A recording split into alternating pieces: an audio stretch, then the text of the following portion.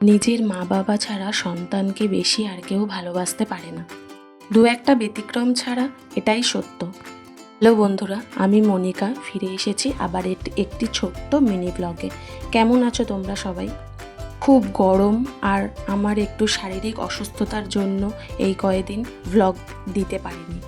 আমার শরীরের অবস্থা দেখে মা বলল মার কাছে গিয়ে কটা দিন থেকে আসতে, কিন্তু ভাবলাম যে থাক, কটা দিন পরেই যাব। কিন্তু শরীরের অবস্থা এতটাই খারাপ হয়েছিল যে আমি ঠিক সামলে উঠতে পারছিলাম না, তাই চলে গেছিলাম মায়ের কাছে কটা দিন থাকতে। মা একা থাকে, তাই আমি গিয়ে থাকলে মায়ের একটু ভালোই লাগে। আগে তো তাও বাবা ছিল, কিন্তু এখন তো বাবা আমাদের ছেড়ে চলে গেছে। তো বাবা না থাকার যে কষ্টটা, সেটা যাদের বাবা নেই তারাই বুঝবে। এখন আমার অভিভাবক বলতে আমার মাই আমার কাছে সব। আমার মায়ের আশা ভরসা সাপোর্ট না থাকলে জানি না আমার কি হতো।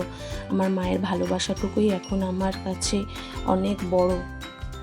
আবার ওদিকে একটু শরীরটা ঠিক হতেই চলে এলাম আবার আমার নিজের সংসারে।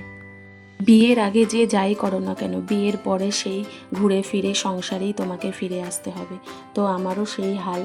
তো আমি আমার ছোট্ট সংসারকে খুবই ভালোবাসি, তাই তাড়াতাড়ি আবার এই সংসারেই ফিরে এলাম। কে কে আছো আমার মতো প্লিজ একটু কমেন্ট করে জানিও। আর এদিকে আমার সকালে তাড়াতাড়ি রান্নাবান্না সেরে কাজবাজ সেরে দু একটা টুকিটাকি কেনাকাটার ছিল, তো সেটা আনতে চলে গেছিলাম।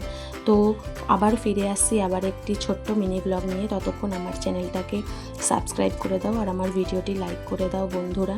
আমার পাশে থেকেও একটু সাপোর্ট করো। ফিরে আসছি আবার নতুন ভিডিও নিয়ে, ততক্ষণের জন্য টাটা।